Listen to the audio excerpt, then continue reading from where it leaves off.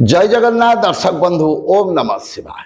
दर्शक बंधु पवित्र महाशिवरात्र दिन गोटे तंबा लोटारे जल को भरी करी नेबे सेथिरे गोटे त्रिशाखा बेलपत्र एवं गोटे लाल रंगर गोलाप फूल को मिसाई नहीं शंकर भगवान को अर्पण करंतु एवं अर्पण करने समय यही कथाटी प्रति निहाती भाव में गुरुत्व देवे।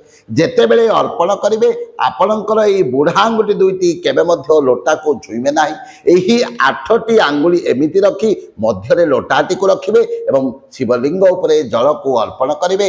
अर्पण करने समय ओम नमः शिवाय यही मंत्र को मने मने उच्चारण करी जो मनस्कामना को मन में चिंता करी आपण शंकर भगवान को जल अर्पण करिथिबे आपणकर सही मनस्कामना शंकर भगवान कृपारो निश्चित भाव में पूर्ण हेब।